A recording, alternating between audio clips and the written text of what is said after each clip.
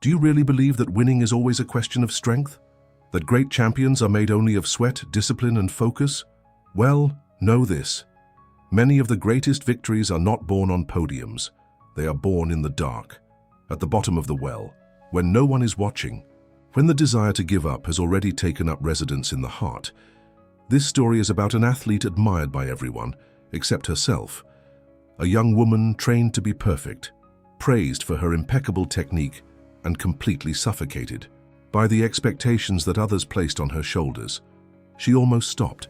She almost gave up everything, and she would have stopped if it weren't for one detail, a small detail, invisible to many. But that changed absolutely everything.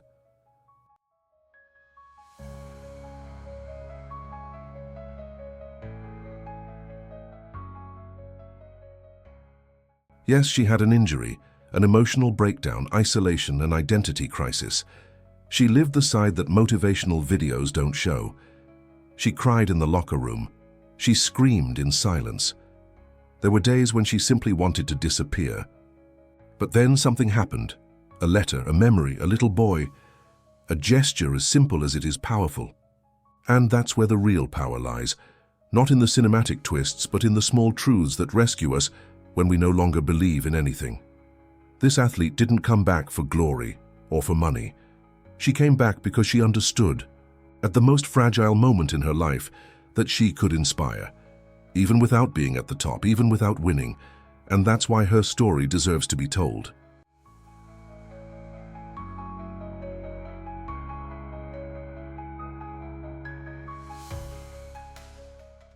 If you've ever thought about giving up on something you love, or worse, if you no longer know if you love what you once dreamed of, stay with me until the end. Because this story isn't just about swimming, it's about real people. About failures, about hidden pain, and about the almost invisible power that a single gesture can have at the right time. So, will this small detail also touch you?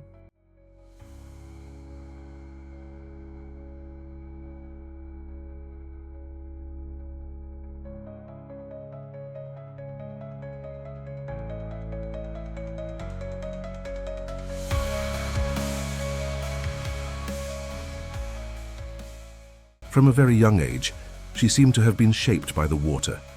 While other children were still learning to balance on 2 bicycle wheels, she glided through the pool with the ease of someone who belonged there. She lived in a coastal city in the southern United States, where the sound of the waves mixed with the smell of the sea that rocked the late afternoons. She grew up among lanes, school tournaments, and applause in the stuffy stands. It didn't take long for her talent to attract attention. Her technique was clean, almost instinctive. Her focus, enviable. It didn't matter if it was a Saturday or a holiday. She was there diving, beating times, breaking records. Many said she would be an Olympian, as if her destiny were a straight line drawn to perfection. But few knew what was going on behind that steady gaze. With each victory, a new demand arose. With each trophy, a new expectation.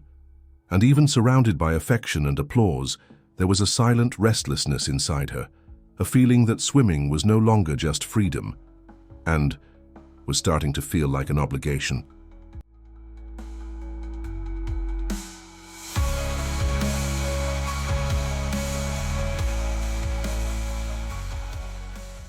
At 13, she already knew what it meant to give up her childhood. While her classmates went to parties, she went to bed early to be in the pool at 5 in the morning. At 15, her diet was strictly controlled. At 17, her schedule was busier than that of many executives. And although she collected medals, she also accumulated invisible pressures. Her name was already circulating among scouts, sponsors, and even sports programs on TV. But inside, something was starting to go wrong. Sometimes she missed that girl who swam just because she was happy there, because the world disappeared when she submerged. On days of more intense training, her body resisted, but her mind began to waver, and this detail, small at first glance, was a warning. She, who was already familiar with the water, began to feel the temperature change. It was as if something was about to overflow. And deep down, she knew. As much as the sport required strength, what was most difficult was sustaining the soul amid expectations. And when the heart begins to doubt, even the strongest stroke can fail.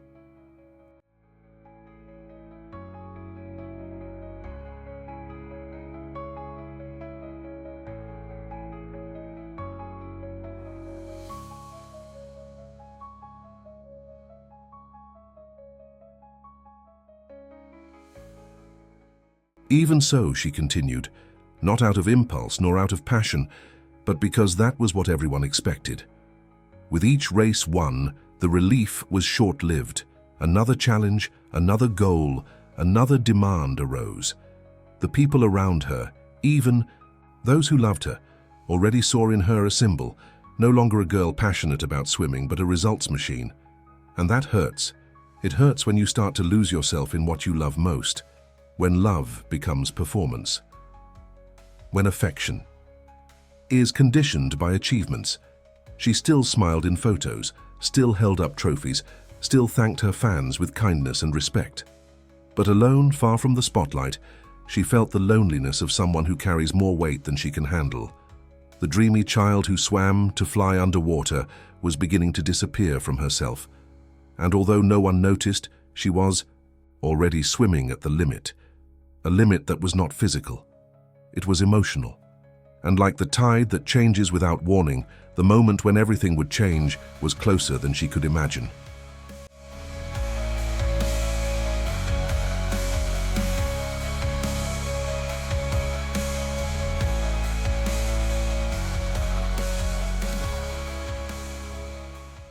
What used to be freedom became a suffocating routine.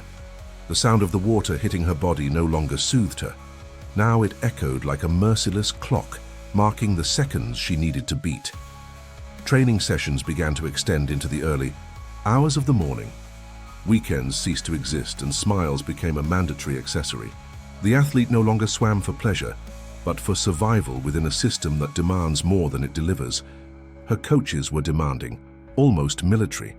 What was good had to be excellent, and excellent had to be surpassed the next day. The increasingly strict diets made her look at food with guilt. The goals piled up like an endless staircase, where each step was more thankless than the last. And although the spotlights illuminated her achievements, no one saw her crying alone in the locker room, clutching her towel, trying to find a reason to continue. Her body swam, but her soul begged for a truce. And there, in the midst of that internal chaos, the shadow of perfection began to cover everything.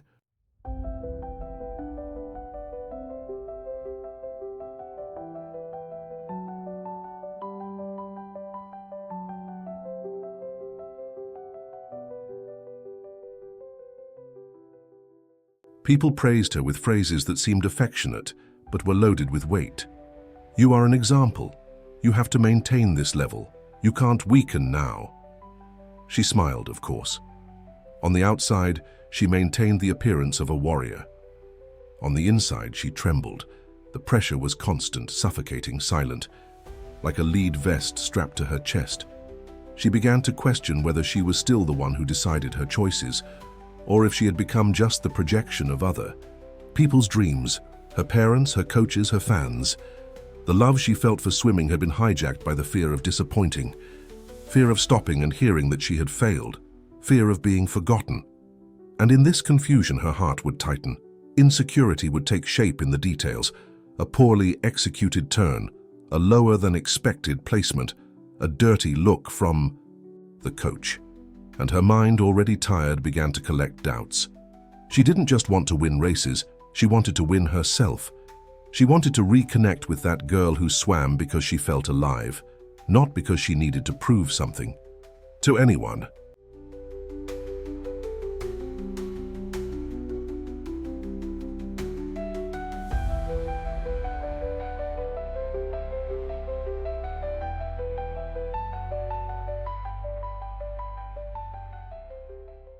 As the months went by, the symptoms of emotional exhaustion became physical. Insomnia, headaches, nausea before tests, anxiety attacks hidden behind swimming goggles. Even so, no one talked about it. Because in the world of high performance, fragility is almost a crime. She heard colleagues being called weak for showing emotions, and this made her hide her own pain even more. But internal wounds always find a way to bleed, sometimes from the inside. She started to distance herself from friends, avoided long conversations, and answered everything with "I'm fine" even when she wasn't. She no longer even trusted herself. And all of this accumulated like a tsunami about to break. She knew she was close to the limit, but she still forced herself to keep going, because giving up for her was synonymous with failure. She just didn't imagine that life, with its ironic way of teaching, would soon bring a forced interruption, and that it would be necessary to face real, visible pain so that she would finally hear the pain that had been living inside her for a long time.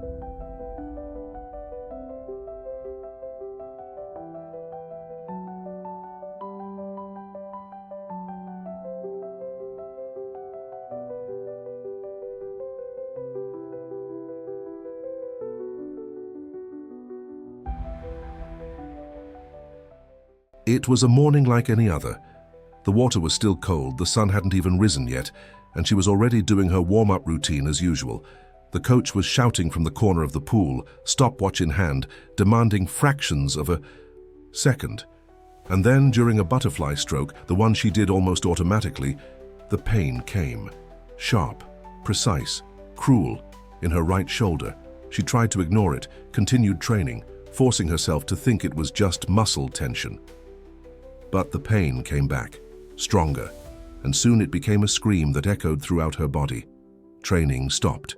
Silence fell. It was as if the world had pulled the handbrake. At the hospital, the diagnosis fell like a bucket of cold water. A partial rupture in the tendons of the shoulder. Treatable, yes, but uncertain. The kind of injury that requires time, care, patience, and that, for high-level athletes, almost sounds like a sentence. For the first time, she faced the real possibility of stopping, and not by choice, but by necessity.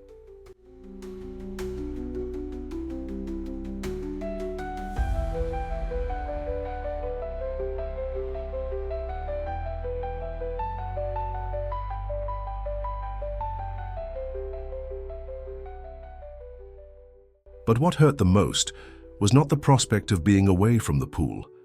It was the emptiness that came with the question that wouldn't leave her mind. Who am I without swimming? For years, her identity was linked to performance, medals, and training. When someone said her name, it was always followed by, "Ah, that swimmer." Now, with her shoulder immobilized and her training suspended, she felt naked, without armor. Loneliness knocked on her door, and with it came fear and insecurity. At first, she pretended to be fine. She told her friends that it was just a break, that I'd be back soon. But deep down, she began to wonder if she could really do it. And most importantly, if she still wanted to, because deep down, the injury was just the trigger. Her body gave in because her mind had been crying out for help for a long time. And now that everything had stopped, the silence exposed everything she had tried to suppress. The doubts, the pain, the emotional exhaustion, the naked truth. She was broken, inside and out.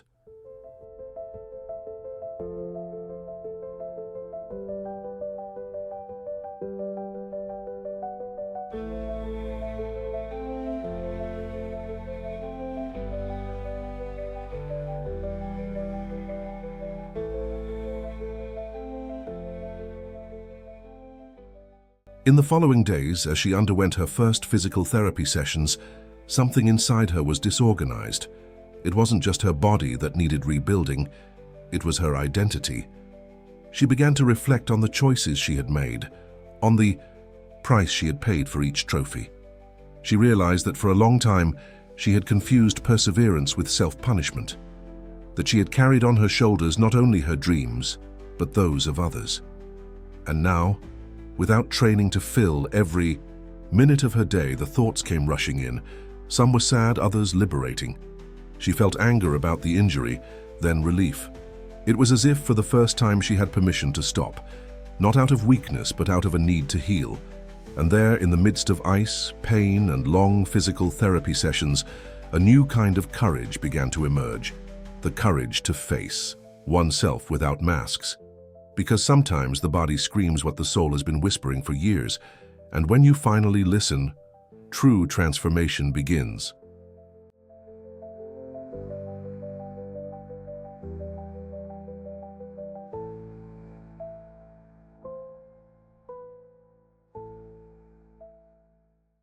Without the routine that had filled every inch of her time for years, the athlete found herself facing an emptiness she couldn't name. It was as if she were floating in an unknown sea, without a buoy, without direction.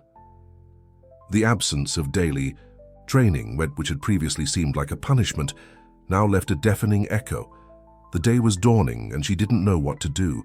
The invitations to go out had decreased, the messages on her cell phone had gone silent, and even her teammates, who had been so present before, began to appear less frequently, as if her usefulness had expired, as if she was only seen while she was competing. The hardest part, however, was at home. Her parents, always so proud, now showed a different look, a mix of concern and veiled expectation, as if they expected her to pull herself together soon, to be the champion again. But she didn't know how anymore. For the first time, she felt like she was at the bottom, without a mask, without a goal, without strength, just her pain, and the mirror that no longer reflected the fearless girl she once was.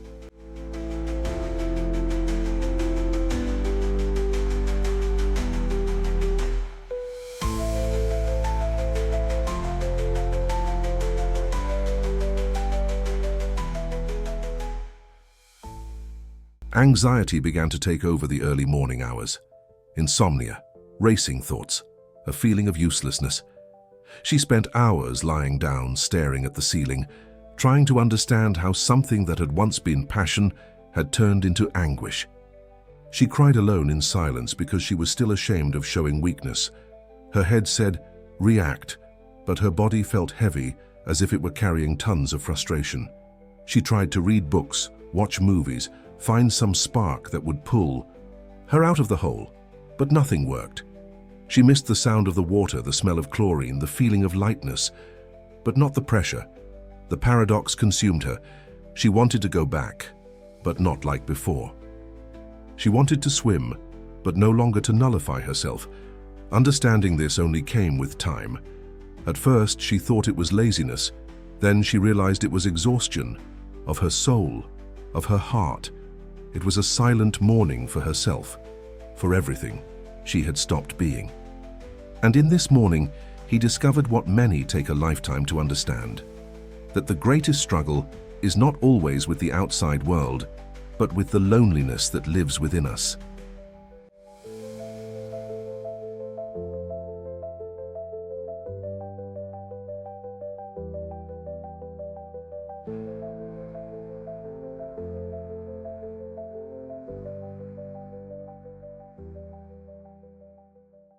On one of his darkest days, he seriously considered giving up. On everything: his career, his image as an athlete, his obligation to be strong all the time. It no longer made sense to persist on a path that hurt so much. It was at that moment that a curious detail happened. He looked at his medals, the ones he kept in a box in his closet, and felt nothing. Neither pride nor pain, just emptiness.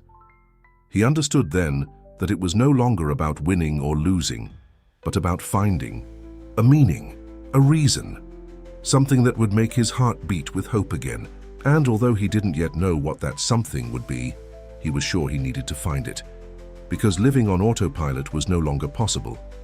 Because there was an inner voice, soft but persistent, telling him that perhaps all of this had a greater purpose, and sometimes it is in the abyss of despair that the spark of inspiration finds space to ignite. But before that, something from the past would come back to remind her of who she always was.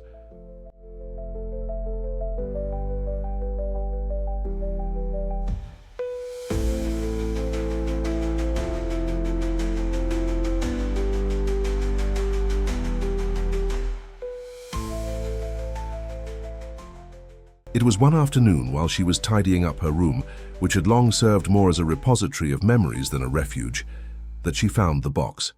It was small, made of thick cardboard, with a crooked lid and faded children's drawings. It was among old notebooks, forgotten dolls, and yellowed photographs. She opened it with the care of someone revisiting a time that will never return. And there it was, a letter written in shaky handwriting on colored sheets of binder paper, decorated with star stickers, addressed to the future me. She read it with a lump in her throat. The 9-year-old girl said with disarming sweetness, "I want to be a swimmer forever, even when it hurts, because swimming makes me fly underwater." It was like a gentle punch in the chest, a pure, non-negotiable reminder. The emotion came, strong. The tears flowed without ceremony, because there was the truth, the one that time the demands and the stumbles had almost erased. She did not swim for trophies. She swam because it was what made her soul breathe.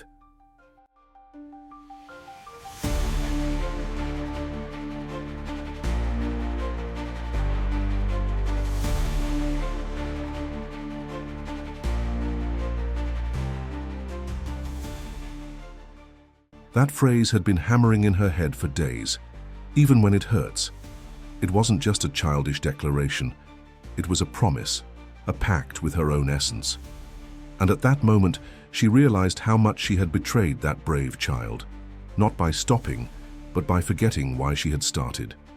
She felt ashamed, not for the falls, but for having ignored her own inner voice for so long. Adult life, with all its demands, had silenced what was most true in her.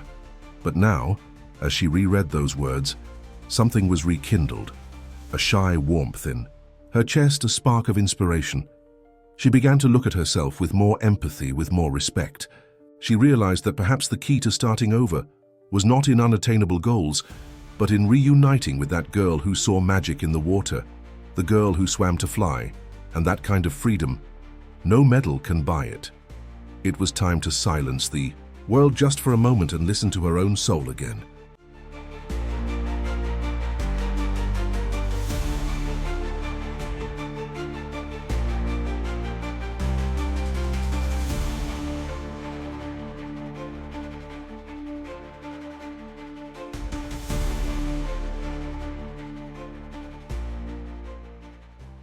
Moved by this discovery, she spent the following days rereading other old letters, leafing through forgotten diaries, revisiting childhood videos.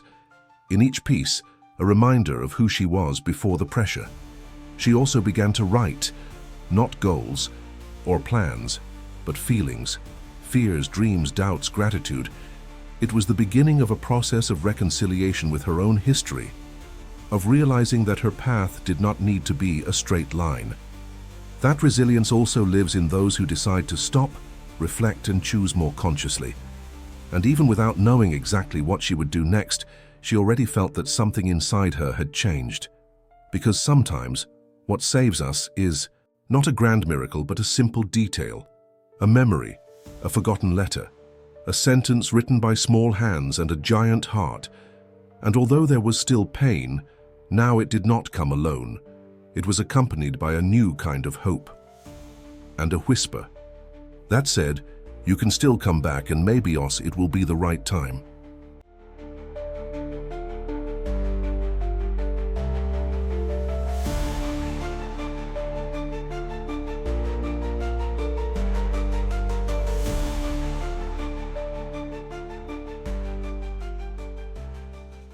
In the early hours of the morning, when sleep simply refused to come, something pulled her out of bed.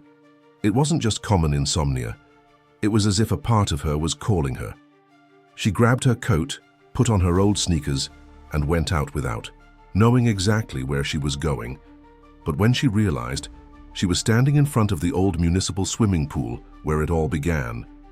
The gate was ajar, like an invitation. The place would be demolished in a few days. She had read that in a news article weeks before, but hadn't paid any attention. Now, every detail seemed to scream memories. The light from the streetlights gently illuminated the cracked edge. The strong smell of chlorine still lingered in the air. She sat there alone with her feet dangling over the still water, and in that deep silence, she heard something she hadn't heard in a long time, the sound of her own memories, the laughter of her first training sessions, the applause of her parents, the voice of the instructor saying, "Go at your own pace." It was like diving into a time when joy was simple and true.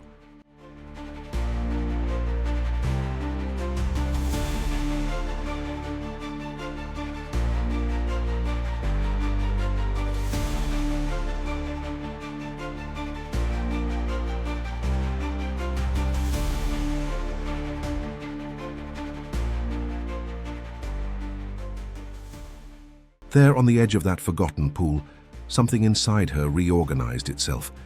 The cold walls, the distant echo, the emptiness. Everything served as a mirror of her soul. For the first time in a long time, she allowed herself to smile, not of victory but of tenderness. A tired smile but full of understanding. She felt gratitude for the path she had taken, even with the pain. She remembered the first day she entered that water, still small with a pink swimming cap and an enormous fear of the bottom. But it was there that she discovered she could fly, not through the air, but through the strokes that cut through, the liquid silence. Every meter swam in that past was now an emotional anchor, and there on the edge of the end, she rediscovered the beginning. There was no audience, no coach, no stopwatch. Just her, the water, and what really mattered, the love for swimming. Not the conditioned love, but the authentic love that does not ask for approval. And there, alone, she understood that she could stop running away, that it was time to allow herself to return in a different way.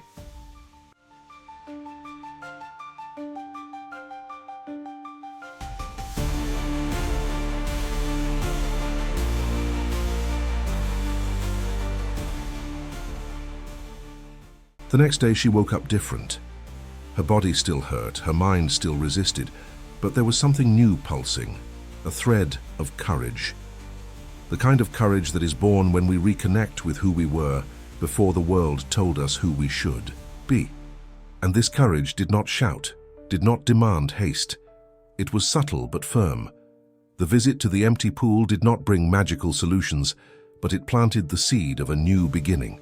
And this kind of seed, when watered with affection, kindness, and perseverance, can flourish in the most arid terrain. Still without telling anyone, she began to write about that night, about the reunion with her childhood, with the girl who swam, smiling with the woman who now wanted to continue, not for medals but for meaning. And without imagining it, that gesture of internal listening prepared the ground for something even greater. An unexpected encounter, seemingly small, but that would carry a transformative power.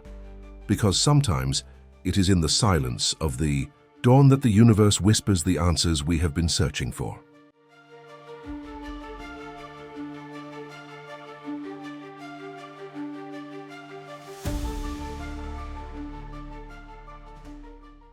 Two days after visiting the abandoned pool, she decided to go back there. She didn't know why. Maybe she wanted to say goodbye for good, or maybe she was looking for another moment of silence. She arrived early. The sky still had the orange hues of dawn. This time there were other people around. A family was walking around the structure, taking pictures before everything was demolished. And it was there, in the middle of the banal scene, that it happened. A little boy of about 6, with big headphones on his ears and a curious look in his eyes, approached her slowly. His parents followed, a little distressed, explaining gently, "Sorry, he's autistic, but he recognized you. He watches you. Swim on the internet. He says your videos calm his heart." That hit the athlete like a silent bolt of lightning. She was speechless. She knelt down and looked into the boy's eyes, who was smiling as if he were in front of a superhero. At that moment, everything made sense. It wasn't about her. It had never been just about her. It was about what she awakened in others.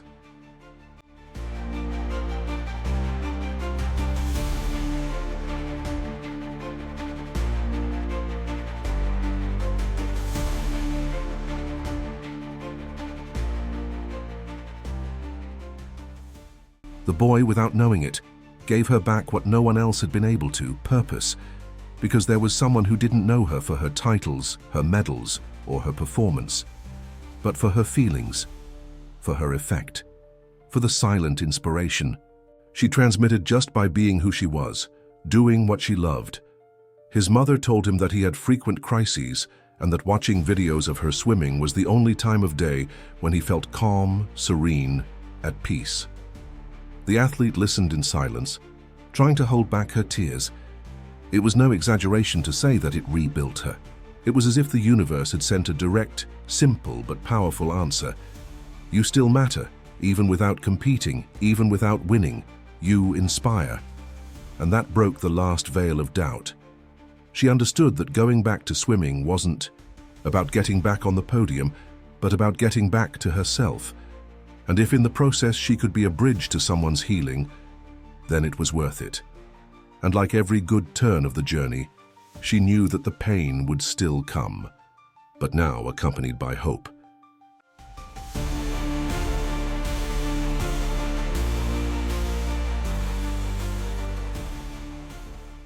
When she returned home that day, she felt light, not because her problems had disappeared, but because she had finally felt truth along the way.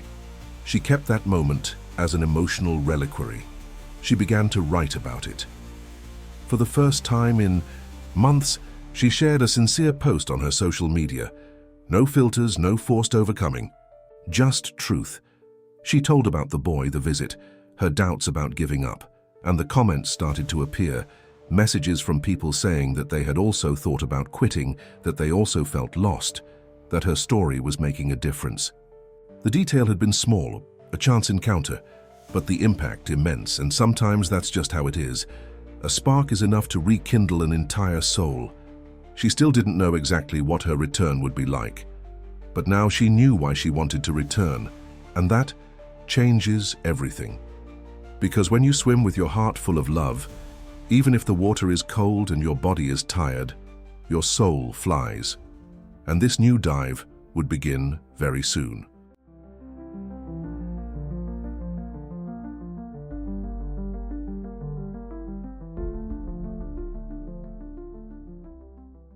She knew that returning would require more than motivation.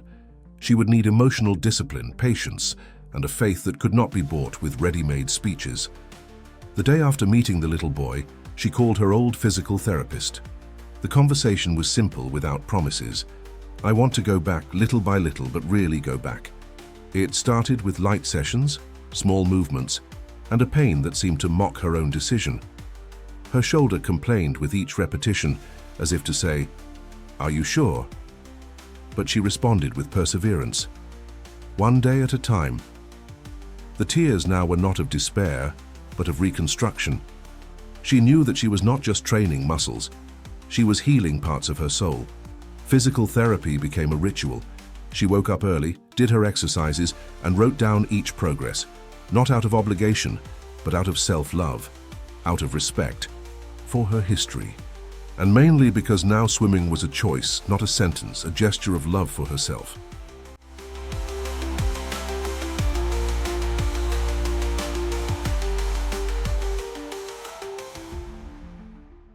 Each stroke recovered was a small, invisible victory. There was no audience, no medals, no headlines, but it made sense. The first days of aquatic training were painful, both in body and mind. Insecurity showed signs. What if she doesn't make it? What if she regresses? What if she gets hurt again? But this time she faced fear head-on. She knew it would come, and she welcomed its presence, but she didn't let it decide. She started using breathing techniques, meditation, and even recorded little videos to herself saying, "You're doing well." She rediscovered a side of herself that had been dormant, that of calm resilience, that doesn't need to prove anything but doesn't let itself be broken. And even on the days when she felt like she wasn't moving forward, she remembered the little boy's smile, the letter from her childhood, the empty pool. These symbols became anchors. They didn't hold her back, they sustained her. And so, between pain and progress, her body returned. But her soul, her soul was already whole.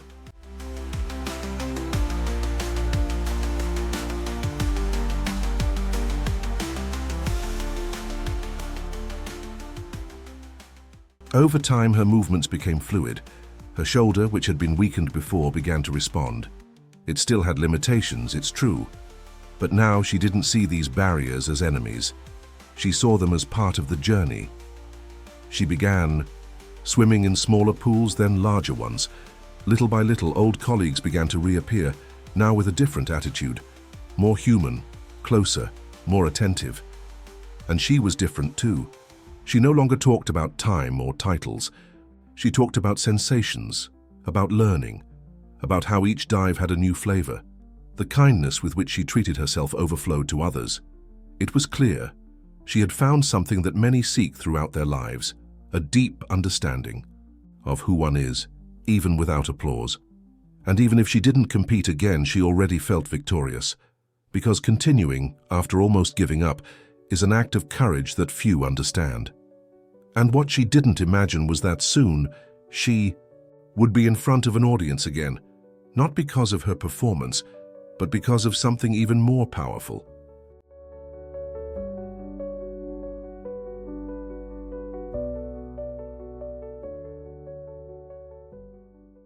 The news arrived one morning, as if it were nothing. The state competition was back and they would open a special spot for athletes who were returning.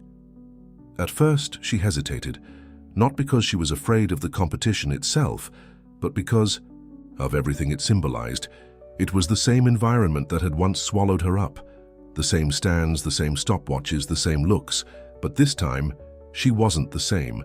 After talking to her physiotherapist and thinking for days, she decided, I'm going, but not to prove anything. I'm going because now I want to.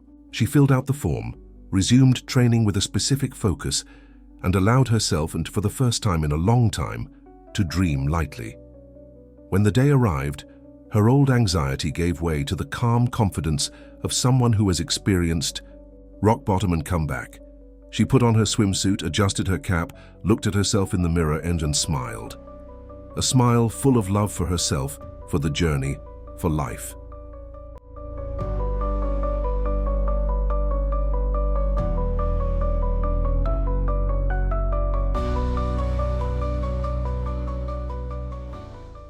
The moment she stepped onto the starting block, her heart raced, not out of panic, but out of emotion. The audience cheered when they saw her, not like before because of titles, but out of respect, out of inspiration. Many knew her story. Some followed her online. Others simply felt, there in person, that there was something special about that woman with her steady gaze and humble posture. The shot was fired. She dove in. The water, which had once been the scene of pain, now welcomed her like an old friend. Each stroke was clean, precise. She wasn't the fastest, but she was intense, true. And when she touched the final edge, she came in second place. Someone younger, faster, took the gold. But her gold was something else. It was knowing that she hadn't given up, that she was there, alive, full, whole. When she stepped onto the podium and received the silver medal, the gymnasium erupted in applause. And that smile she gave, it was the most honest smile she had ever worn on her face.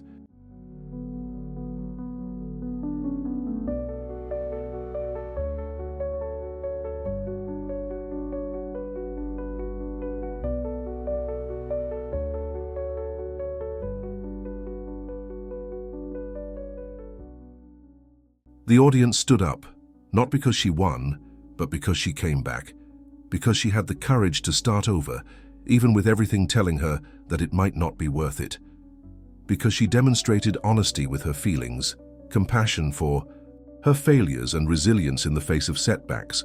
Her story went viral, not as a miracle of overcoming, but as a lesson in humanity. Children sent her drawings, mothers told her how she motivated their children, athletes on hiatus reconnected with their whys. And there, on that podium, she understood once and for all, the most beautiful victory is not in coming in first, but in not giving up on yourself. When she got out of the pool, she walked slowly, greeting each person with kindness. It was the end of a race, but the beginning of something greater, because the true glory now was to continue inspiring, and she could hardly imagine how this would take on even deeper proportions.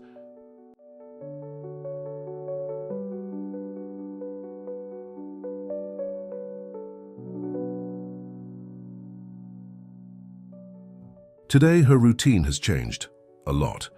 Split between lighter workouts, preventive physiotherapy, and presentations at schools, she has found a new type of podium, one that doesn't require a stopwatch or trophies, but delivers something more: precious meaning.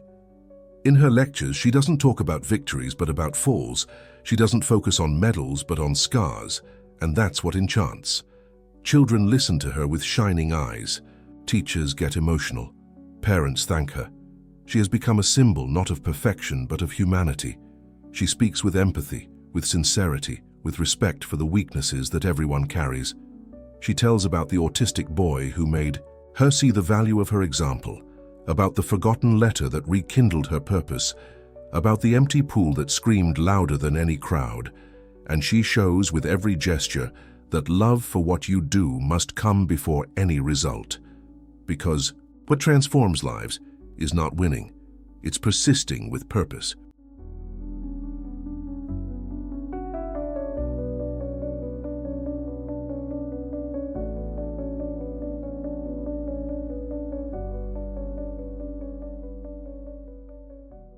She created a social project, Strokes with Sense. She teaches children to swim, especially those who have little access to sports, and emphasizes that no one is too small to dream, nor too big to start over. Many of those who come here are shy, insecure, with hard stories behind them. But when they get in the water and hear her say, "Take your time," something changes. Because it's not just technique that she teaches, it's confidence. She says that every child who dives for the first time without fear reminds her of the little girl who once also shivered from the cold before taking her first jump.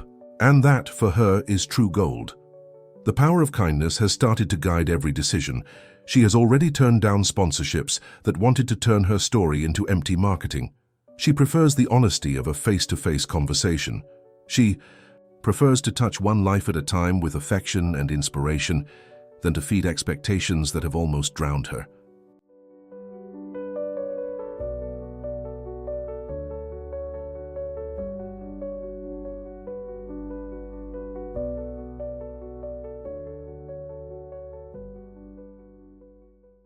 And every time she gets in the water, whether in a class, training, or demonstration, she remembers who she is. She carries the letter from her childhood in her purse. From time to time, she returns to that pool before it was demolished, now renovated, as a community center, and she meets the boy who became her greatest supporter, today a regular student in her project. She knows that scars do not disappear, but become marks of battles won with courage.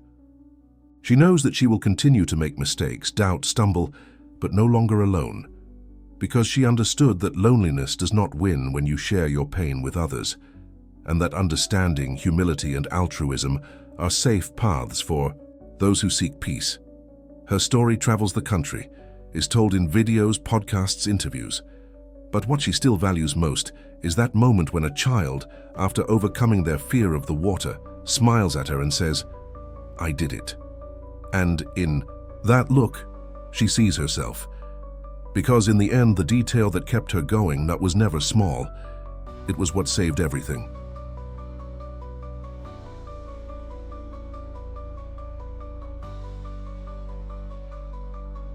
And now tell me, how many times have you thought about quitting? How many times have the weight of pressure, fear, insecurity, or loneliness made you doubt your worth? How many times have you stopped listening to the child that still lives inside you just because the world told you that you needed to be strong all the time?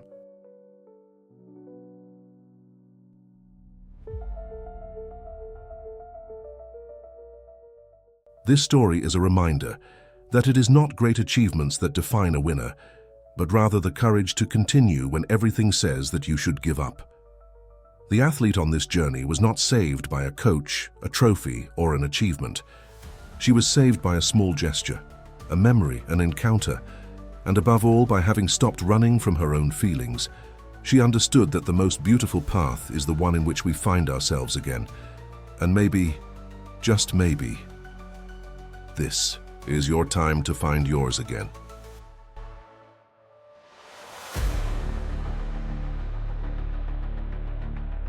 So answer me here. What keeps you standing even on days when everything seems to be falling apart? What is your small detail? Tell me in the comments. I want to hear from you. And if this story touched you in any way, if it gave you strength, encouragement, or hope, leave a like, subscribe to the channel, and turn on notifications, because there are many real stories with purpose and truth coming. Stories that, like this one, show that the path is not always easy, but it is worth every step.